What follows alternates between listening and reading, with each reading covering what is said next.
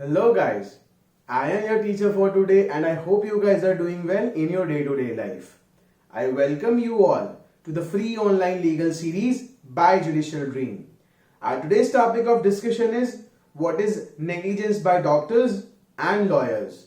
In the course of today's video, I'll explain you guys both of these terms with their practical examples, and I will also tell you what you guys can do if something like this has occurred to you or your beloved ones.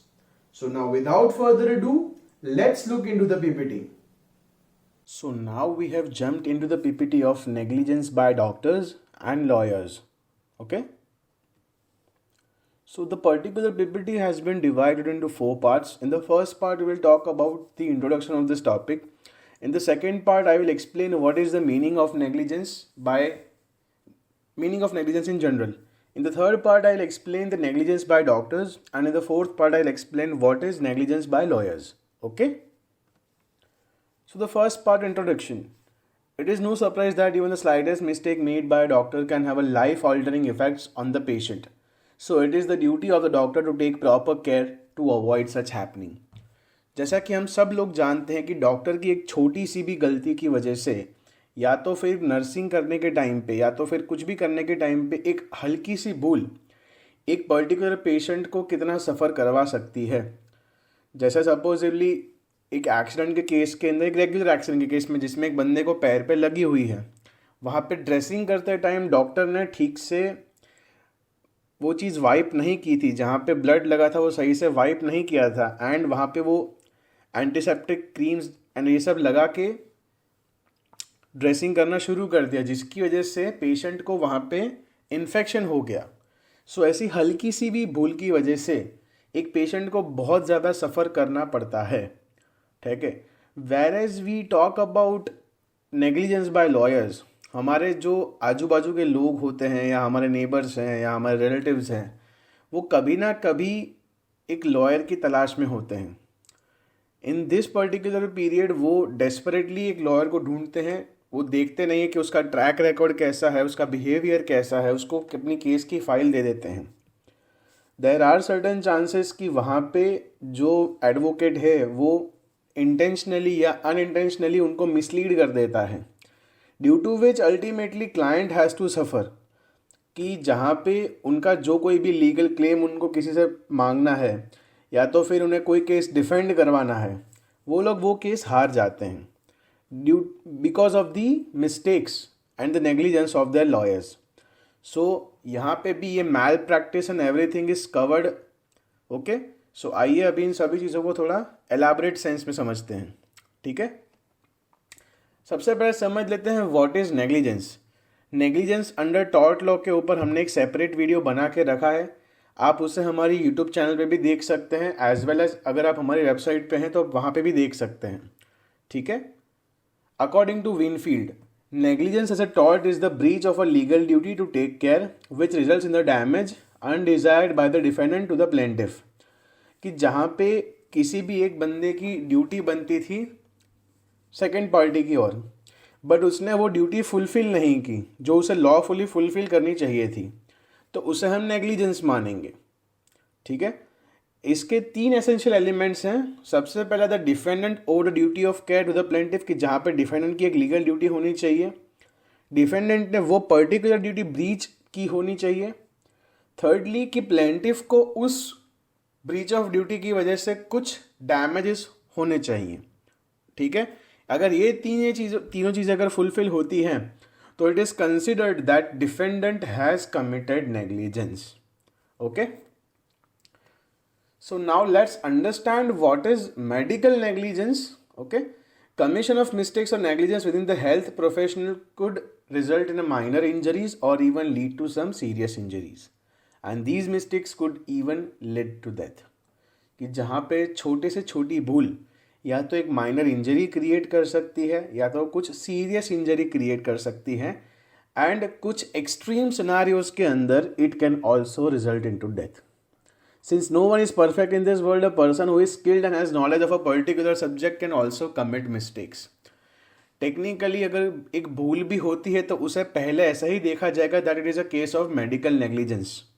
ठीक है, कि doctor से ये एक चीज़ expect की जाती है that आप इतना पैसा चार्ज करते हो, आपके पास इतना सारा एक्सपीरियंस है, तो आपसे एक छोटी सी भी गलती होना कोई एक्सपेक्ट नहीं कर सकता है।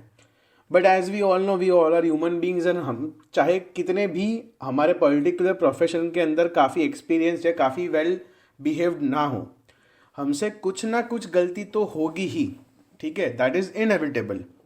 बट उसके भी कुछ सिनारियोज होते हैं कि जहाँ से हम प्रूव कर सकते हैं दैट ये पर्टिकुलर नेग्लिजेंस जो है वो बाय मिस्टेक था, ठीक है, या तो फिर वो इंटेंशनल था या फिर वो एक डेलिब्रेट नेग्लिजेंस था कि जहाँ पे उन्होंने कुछ ध्यान ही नहीं दिया वो काम करते समय।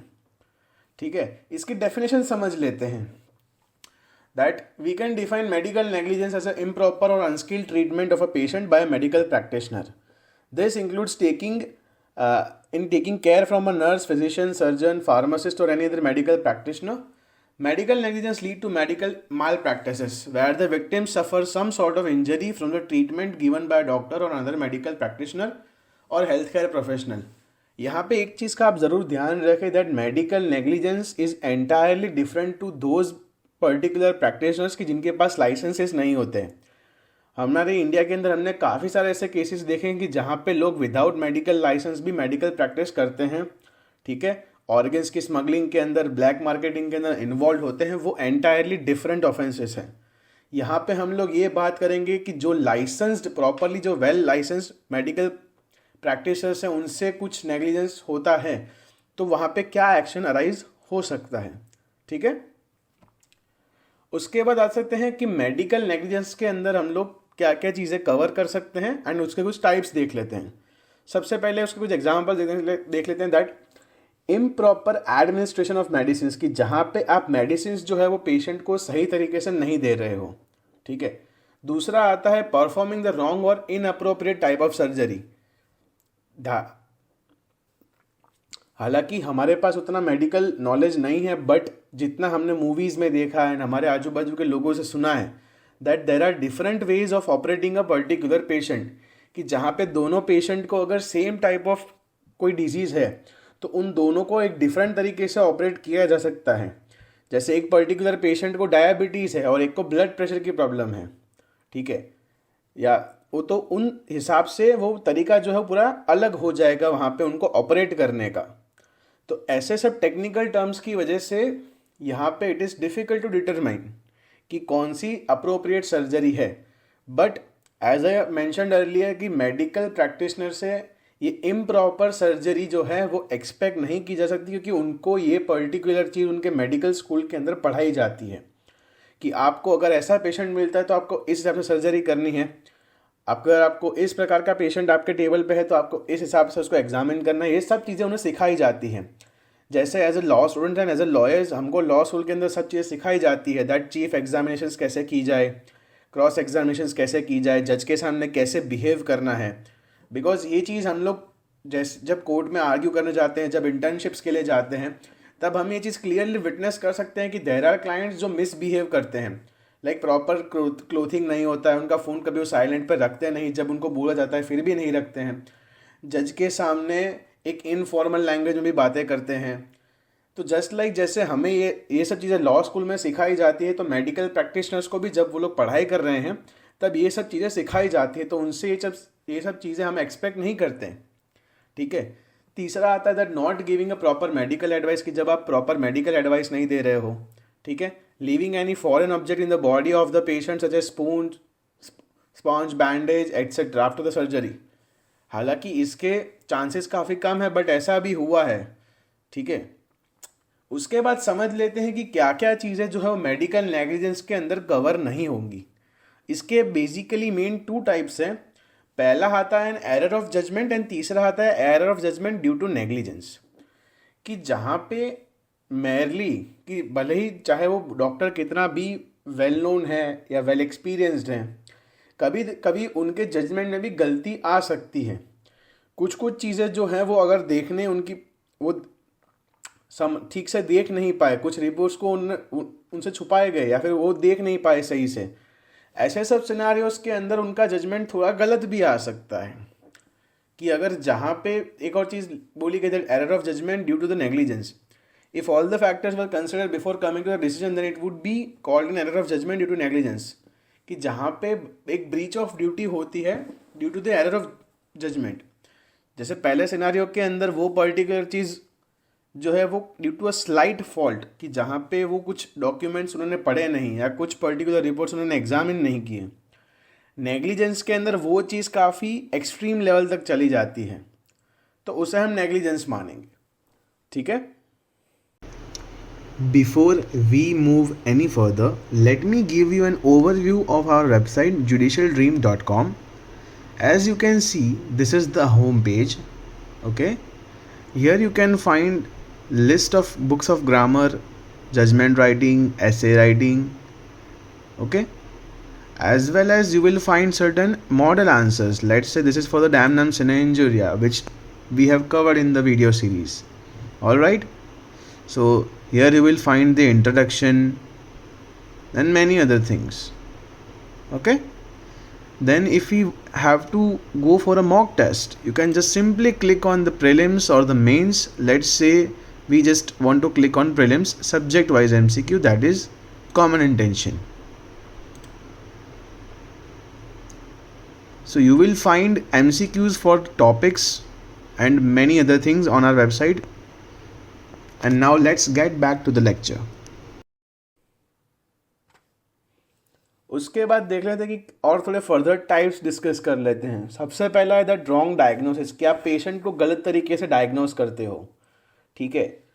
सेकेंडली आता है डिले, कि जब आपको पेशेंट को डायग्नोस करके आगे आपको उसे ऑपरेट करना है तब उसके अंदर आप सिग्निफिकेंट डिले ला रहे हो. वो बाय एनी मीन्स कि आप जो है वो लेट आ रहे हो क्लिनिक के ऊपर, या तो फिर जो है पेपर वर्क के अंदर टाइम वेस्ट कर रहे हो. तो इन सभी सिनारियोज के अंदर भी इसे मेडिकल नेग्लिजेंस का केस बोला जा सकता है. Third would be the error in surgery, कि आप सर्जरी के टाइम पे कुछ गलती कर देते हो जो कि आपको नहीं करनी चाहिए, जहाँ पे रेस इस्पा लिक्विड्योर, जो कि हमने पहले कवर किया हुआ है, कि जहाँ पे टेस्ट ऑफ रीजनेबल मैन उस पर्टिकुलर चीज़ को एप्लीकेबल किया जाएगा. यहाँ सब सिनारियोज के अंदर कि जहाँ पे supposedly I am a doctor और मेरे ऊपर केस हुआ है दैट मैंने सर्जरी के अंदर स्टिचेस जो हैं वो गलत तरीके से लगाए, तब वहाँ पे मेरी एज के मेरे जितने एक्सपीरियंस वाले एक डॉक्टर को बुलाया जाएगा और उनसे पूछा जाएगा कि अगर मैं एज अ अक्यूज्ड मेरे सिचुएशन के अंदर होते तो आप क्या करते. तो अगर हमारे ओपिनियन के अंदर डिफरेंसेस आते हैं, उनका ओपिनियन जो है वो करेक्ट निकलता है तो मुझे कन्विक्ट किया जाएगा. Fourth is the unnecessary surgery. आजकल जो ये चीज़ है सीज़र, जो प्रेगनेंसी के टाइम पे जो होती है सीज़र डिलीवरी, इसका एक ट्रेंड चल रहा है दैट आजकल कोई भी डिलीवरीज जो होती है वो नॉर्मल नहीं होती है. It is one of the finest example of unnecessary surgery. हालांकि इसके अगेंस्ट में इतनी कोई कंप्लेंट फाइल नहीं होती, बिकॉज थोड़ा ये पेनलेस होता है for women and it is much more easier than the conventional delivery. So it's best of the both worlds, but फिर भी इसे अननेसेसरी सर्जरी ही मानेंगे. ठीक है. उसके बाद है errors in administration of anaesthesia. Anaesthesia वो एक केमिकल होता है जो अगर हमारी बॉडी में इंजेक्ट किया जाए एक पर्टिकुलर पार्ट के अंदर, तो वहाँ पे हमें पेन जो है वो फील नहीं होता है. सपोजिवली कोई डॉक्टर मेरा राइट हैंड ऑपरेट कर रहा है, कि जिसमें एक्सीडेंट की वजह से मेरा नी बोन जो है वो पूरा फ्रैक्चर हो चुका है और उसकी वजह से मुझे बहुत पेन हो रहा है, तो डॉक्टर को भी दिक्कत आ रही है वहाँ पे ऑपरेट करने के लिए, तो उन्होंने वहाँ पे मुझे एनेस्थेशिया दिया, जिसकी वजह से वहाँ पे मुझे पेन होना बंद हो गया. मैं पूरे के पूरे मेरे होशो आवाज़ में रहूँगा, I will be completely conscious, but मेरा जो राइट आर्म होगा वहाँ पे वो लोग चाहे कितनी भी सुई मार ले, कितना भी ये लोग यहाँ पे मेरा स्किन निकाल ले, मुझे उससे किसी भी प्रकार का दर्द नहीं होगा. हालांकि अगर ये एनेस्थेशिया जो है वो थोड़ा एक्सेसिव अमाउंट में दे दिया जाए, या तो पेशेंट कोमा में जा सकता है या तो फिर वो मर भी सकता है. और कोमा में जाने के बाद भी रिकवरी के चांसेस बहुत कम होते हैं. चाहे तो वो 1 घंटे में भी रिकवर कर सकता है, 1 साल भी लग सकता है, उसको सालों लग सकते हैं. Then there is child labour and labour malpractice, child birth and labour malpractice, कि जहाँ पे चाइल्ड बर्थ के टाइम पे प्रॉपरली केयर ना रखना पेशेंट की, कि जहाँ पे जितना उनको ज़रूरत होता है वो सब चीज़ें ना करना, तो वो भी इसके अंदर कवर्ड है. Then long term negligent treatment, कि जहाँ पे एक पर्टिकुलर मेडिकल प्रैक्टिशनर जो है अपने एक पर्टिकुलर पेशेंट को काफ़ी टाइम से गलत मेडिसिन दे रहा है, जस्ट सो दैट वो बीमार का बीमार रहे, डॉक्टर को फ्रीक्वेंटली विजिट करता रहे। ठीक है, इसके कुछ प्रोविजंस जो हैं वो पहले समझ लेते हैं। दैट डॉक्टर्स के रिलेटेड जो ऑफेंसेस हैं वहाँ पे हम सेक्शन 304A की जहाँ पे रैश एंड नेग्लिजेंट एक्ट की बात की है, ठीक है, 337 एंड 338 की जहाँ पे ऑलमोस्ट सिमिलर चीज़ें की हैं, लाइक बट 337 के अंदर कॉजिंग हर्ट बाय, वहाँ पे हर्ट कॉज करने की बात की है, wherein 338 causing grievous hurt की बात की है। दोनों में पीछे के टर्म सेम ही है, दैट एंडेंजरिंग अ लाइफ और a personal safety of others, कि जहाँ पे आप ड्यू टू योर नेग्लिजेंस किसी को स्लाइट हार्म पहुँचाते हो या ग्रीवियस हर्ट करते हो तो वहाँ पर डॉक्टर्स के ऊपर ये केस लग जाएगा।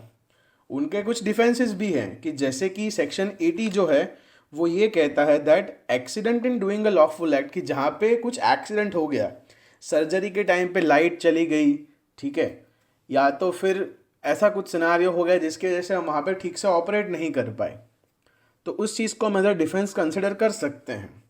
वेल एज सेक्शन 81 ये कहता है that act likely to cause harm but done without the criminal intent and to prevent other harm, कि एक पर्टिकुलर डैमेज या हार्म को रोकने के लिए हमें दूसरी जगह डैमेज या हार्म करना पड़ा टू रिड्यूस द रिस्क, तो ये भी एक वैलिड डिफेंस है।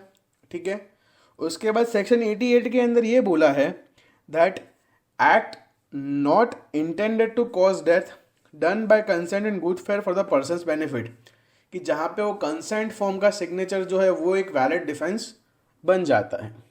ठीक है, नेग्लिजेंस बाय लॉयर्स, लॉयर्स के मामले में नेग्लिजेंस जो है वो काफ़ी स्ट्रेट फॉरवर्ड है। पहले के टाइम पे हम ये सब चीज़ों के बारे में लॉयर्स के अगेंस्ट कंप्लेंट नहीं कर सकते थे, but with the help of the advocates act, ठीक है, जहाँ पे स्टेट बार काउंसिल्स के अंदर हम लोग जाके एक पर्टिकुलर एडवोकेट के सामने जो है वो कंप्लेंट फाइल कर सकते हैं। पहले समझ लेते हैं कि लॉयर्स की नेग्लिजेंस जो है वो किस किस प्रकार की होती है। Firstly would be the miss handling of law suits, कि आप लॉ सूट्स जो है वो करेक्टली हैंडल नहीं कर रहे हो, जो क्लेम है, जो स्टैट्यूट ऑफ लिमिटेशन से आप उसे गलत तरीके से लिख रहे हो, कॉम्पनसेशन का अमाउंट जो आप सही तरीके से कैलकुलेट करके नहीं लिख रहे हो, ठीक है, फेलियर्स ऑफ कम्युनिकेशन, जैसे कि आप सेटलमेंट ऑफर्स जो है वो कम्युनिकेट नहीं कर रहे, क्लाइंट से ठीक से बात नहीं कर रहे हो, ठीक है, आपका जो क्लेम है वो मिसलीडिंग है, तो ये सब चीज़ें भी नेग्लिजेंट एक्ट हैं। Then ethical breaches like overcharging for service, कि आप कुछ ज़्यादा ही पैसे चार्ज कर रहे हो, ठीक है। देन जो कोई भी क्लेम है वो आप क्लाइंट के कंसेंट के बिना सेटल कर रहे हो, तो ये सब चीज़ें जो हैं एक नेग्लिजेंस के अंदर कैलकुलेट होती है। ठीक है, इसके अलावा जो है हम स्टेट बार काउंसिल के अंदर एडवोकेट्स के अगेंस्ट जो है कंप्लेंट फाइल कर सकते हैं। फिर स्टेट बार काउंसिल जो है वहाँ पे एक हियरिंग बुलाएगा, ठीक है, कि जहाँ पे एडवोकेट को जिसके सामने हमने कंप्लेंट फाइल की है एंड उसकी बातें सुनेगा कि आपके सामने ऐसी कंप्लेंट फाइल हुई है, इसमें आपका क्या बोलना है। फिर हियरिंग चलेगी एंड जो भी अग्रीव पार्टी है by the order passed by the state bar council, वो बार काउंसिल ऑफ इंडिया के सामने अपील जो है दर्ज कर सकते हैं। एंड अगर उनके भी ऑर्डर से आप सेटिस्फाई नहीं हो तो फिर आप सुप्रीम कोर्ट के अंदर एक पर्टिकुलर एडवोकेट के सामने जो है आप केस फाइल कर सकते हो। ऐसे काफ़ी सारे इंस्टेंसेस हैं, आप काफ़ी सारे ऑनलाइन जो है वो इसके रिगार्डिंग केस लॉज जो है आप पढ़ सकते हैं। ठीक है, बट यहाँ पे टाइम कंस्ट्रेंट की वजह से वो सब चीज़ें जो है मैंने इंक्लूड नहीं की हैं। Okay, so by this slide the lecture is effectively over. Please let us know if you guys have any doubts regarding this lecture and drop a comment under this video. Like and share and subscribe to our YouTube channel. Okay, and if you guys have any doubts and if you want to learn something more out of these videos, you can find descriptive answers on our website. So once again I would like to thank you all and thank you very much. Have a good day.